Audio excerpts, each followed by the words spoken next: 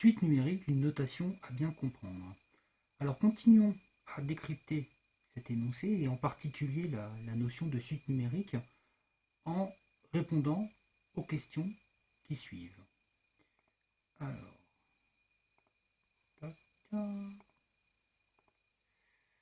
Alors, première question.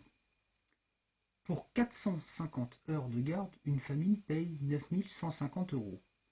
Déterminez U indice 451 et U indice 452. Alors on sait que le prix total payé pour par une famille pour N heures de garde se note U indice N. Alors essayons de comprendre. Pour 450 heures de garde, une famille paye 9150 euros. C'est ce que nous dit l'énoncé de la question. En termes de suite, cela se traduit par quelle égalité? U indice 450 égale 9150. On conviendrait qu'il est beaucoup plus facile d'écrire ça, beaucoup plus concis, beaucoup plus rapide d'écrire ça que d'écrire ça. C'est l'intérêt des suites. Continuons.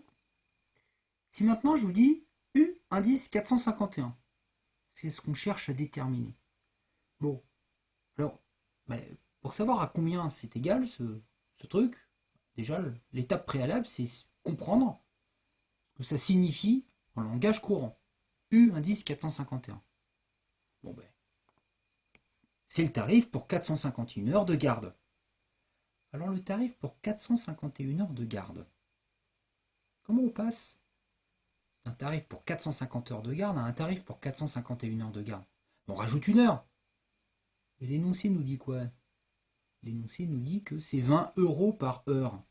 Donc on va rajouter 20 euros. Quand on rajoute une heure de garde, on rajoute 20 euros au tarif. Donc U indice 451, ça va être ce tarif plus 20 euros. 9150 plus 20, 9170 euros. U indice 452, même raisonnement. C'est le tarif pour 452 heures de garde. Ça correspond au tarif U indice 451 pour 451 heures, auquel je rajoute 20 euros, 9190 euros. Voilà, donc quand vous avez une question comme ça, dans un énoncé de bac, ramenez-vous à la phrase concrète que cette question, vers laquelle cette question nous renvoie. U indice 451, U indice 452, ça signifie quoi concrètement? Et en général, la réponse, elle est facile à obtenir après. Alors on continue. Question suivante, un petit peu plus délicate. Là, il y a des lettres. On n'aime pas les lettres. Mais il faut qu'on s'habitue. Exprimer U indice N plus 1 en fonction de U indice N. En déduire la nature de la suite U indice N. De la suite UN, pardon.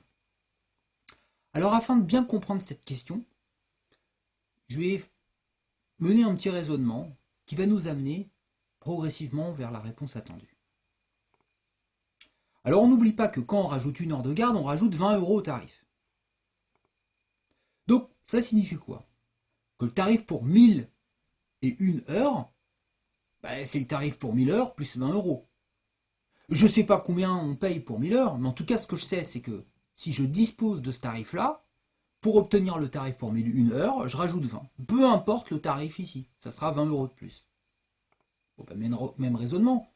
Le tarif pour 201 heures, ça va être quoi? Si je reprends le formalisme d'ici, c'est égal au tarif pour 200 heures plus 20 euros. Bon. Le tarif pour 325 heures, allez, je vous laisse réfléchir, appuyer sur pause si besoin. Oui, c'est le tarif pour 324 heures plus 20 euros. Bon.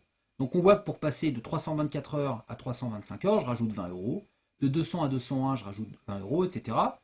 Donc, au tarif pour ce que tu veux en heure, plus 20 euros, je vais avoir quoi ici? Le tarif de ce que tu veux en heure plus 1. Ici, je peux mettre n'importe quoi. Là, ça sera le n'importe quoi plus 1. 324, 324 plus 1. 200, 200 plus 1.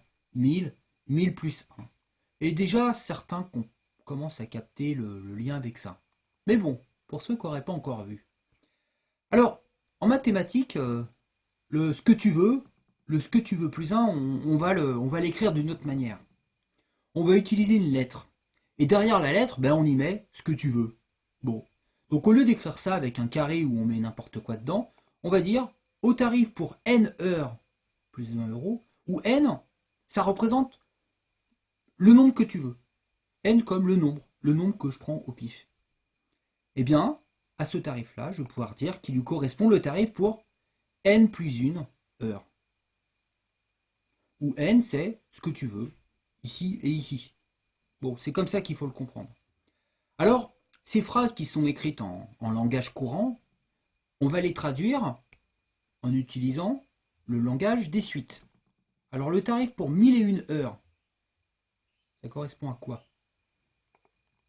U indice 1001, et c'est donc égal à U indice 1000 plus 20. Hein, c'est la traduction mathématique en langage de suite de cette phrase en français. Bon, pour en dessous, pareil. U indice 201 égale U indice 200 plus 20, U indice 325 égale U indice 324 plus 20. Eh bien ici, c'est quoi qu'on va mettre? Ben oui, U indice n plus 1, c'est égal à U indice n plus 20. En d'autres termes, pour en revenir au langage en français, le tarif pour le nombre d'heures que tu veux plus 20 euros, eh bien ça correspond au tarif pour le nombre d'heures que tu veux auquel j'ai rajouté une heure supplémentaire. Hein? Quand on rajoute une heure de garde, on rajoute 20 euros au tarif, eh bien ça se traduit avec le langage des suites par cette égalité. Et la vraie difficulté pour les lycéens, c'est de comprendre cette égalité mathématique. Il faut savoir qu'elle est, en général, très concrètement, c'est simple ce que ça signifie. Mais voilà, il faut faire le passage du langage français au langage mathématique. C'est ça qui n'est pas évident. Et ça demande un petit peu d'entraînement. Alors, on demande ensuite d'en déduire la nature de la suite UN. Donc, on a U indice n plus 1 égale U indice n plus 20. Donc, on a exprimé UN plus 1 en fonction de UN. Alors, la nature de la suite UN, bon, petit rappel de cours. On a deux cas de figure, on a deux types de suites en référence. On a ce qu'on appelle les suites géométriques et les suites arithmétiques. Et donc, il faut connaître son cours. Pardon, mais voilà, il faut le connaître. Et pour le connaître, il faut l'apprendre. Alors, je le rappelle, on dit qu'une suite est géométrique lorsque chaque terme se déduit du précédent en multipliant toujours par le même nombre. On dit qu'une suite est arithmétique lorsque chaque terme se déduit du précédent en ajoutant toujours le même nombre. Alors dans notre cas, qu'est-ce qui se passe? J'ai ma suite UN. Pour passer de UN à UN plus 1, qu'est-ce que je fais à chaque fois? Eh bien, je rajoute toujours 20. Je rajoute toujours le même nombre. Pour passer de U indice 324 à U indice 325, je rajoute 20. Pour passer de U indice 1000 à U indice 1001, je rajoute 20. Je rajoute 20 chaque fois. Bon, vous l'avez compris, on a affaire à une suite arithmétique. Hein? La suite UN est une suite arithmétique. C'est ça sa nature. On dit qu'elle est arithmétique, car on rajoute toujours 20 pour passer d'un terme à son suivant. Pour passer d'un terme à son suivant, on rajoute 20. Et on dit en plus que 20 est la raison de cette suite. C'est un élément de vocabulaire. On dit que 20, ça s'appelle la raison de la suite. Voilà. C'est tout.